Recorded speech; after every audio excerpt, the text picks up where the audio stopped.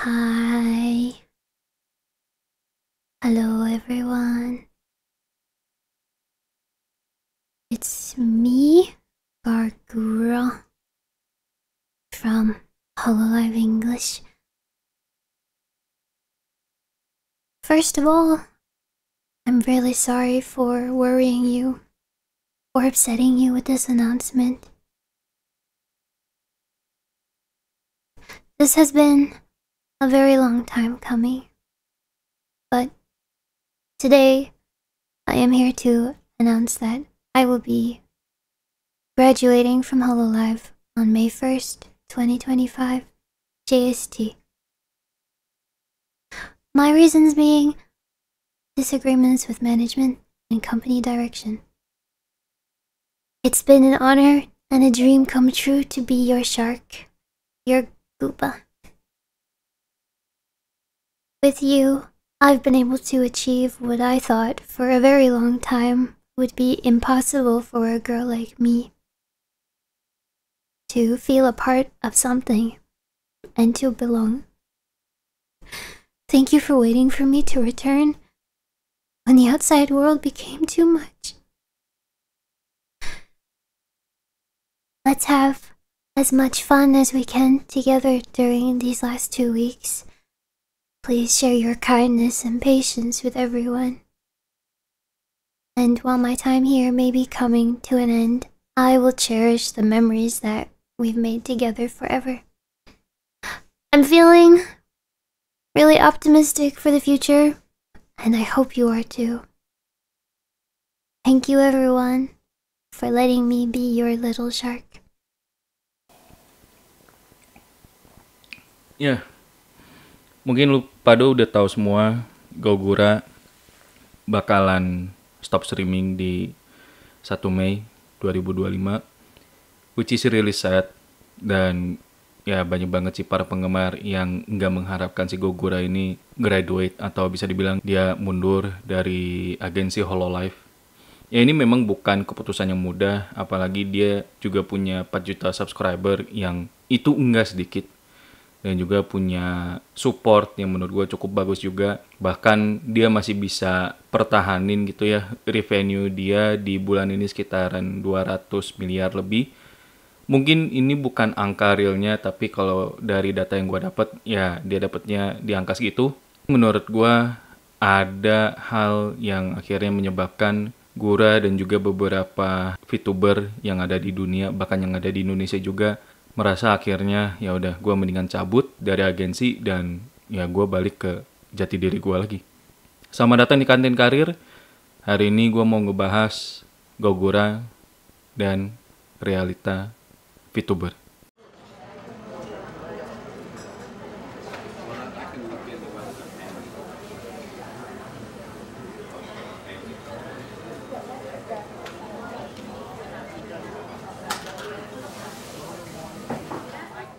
VTuber atau virtual YouTuber yang sekarang tuh udah makin marak banget, udah masif banget, yang udah bisa ditonton jutaan orang, bahkan puluhan juta. Dan sekarang tuh udah banyak banget ya konten kreator yang basisnya adalah orang menggunakan avatar dan dicap sebagai VTuber. Ini fenomena yang sebenarnya udah ada dari tahun 95, cuma akhirnya dijadiin sebagai official statement oleh salah satu VTuber juga namanya Kizuna Ai, yang akhirnya dia juga graduate ya, atau bahkan bisa dibilang sih dia off stream di tahun 2023 atau 2024. Koreksi kalau misalnya gue salah ya. Dan ini sebenarnya udah ya bisa dibilang banyak drama yang dia lewatin, banyak juga orang-orang yang akhirnya menganggap dia sebagai salah satu legend. But hey, ini bukan cuma soal Kizuna Ai, ini juga beberapa VTuber, khususnya mereka yang berada di dalam agensi. Dan menurut gue ini kayaknya pantas banget buat dibahas. Karena orang masih menganggap VTuber ini adalah pekerjaan yang mudah dan ya cuma kayak cuap-cuap aja di depan kamera.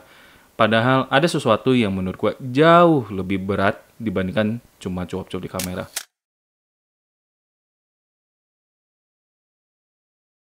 Mungkin kalau menurut gue ya, ini nggak ada standar bakunya, tapi menurut gue ini ada 4 pilar yang tentunya harus disiapkan oleh para VTuber.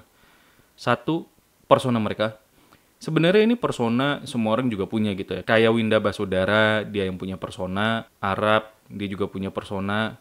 Tapi untuk VTuber sendiri menurut gue ini beda. Karena personanya bukan orang yang real, tapi ini adalah avatar yang digerakin oleh orang. Untuk persona seperti ini, avatar juga penting. Tapi juga harus ada lore, juga harus ada backgroundnya. Kenapa kok karakter ini dibuat dan apa yang membuat dia spesial. Menurut gue, biasanya orang-orang yang punya karakter seperti ini, khususnya di bagian agensi ya, jarang ada yang bisa nembus 5-6 tahun. Palingan ya biasanya bertahannya ya 3 tahun, 4 tahun, bahkan lebih parahnya lebih banyak yang 1 tahun atau 2 tahun. Karena ya balik lagi, karakternya apakah sesuai dengan yang diinginkan oleh penonton atau oleh fans, ya menurut gue ini juga salah satu yang menjadi catatan tersendiri. Kedua, program. Program ini bagaimana dia bisa meng-engage si penonton atau viewer yang nantinya bisa dikonversi menjadi subscriber bahkan member. Ya memang sebenarnya untuk menjadi VTuber tujuan utamanya adalah untuk mendapatkan member dalam membershipnya. Dan biasanya kan ini variatif banget ya. Tapi gue nggak mau ngebahas itu. Pada dasarnya yang penting adalah bagaimana si viewer atau penonton ini bisa dikonversi menjadi member. Lalu selain dari program ada juga yang namanya PC atau peripherals.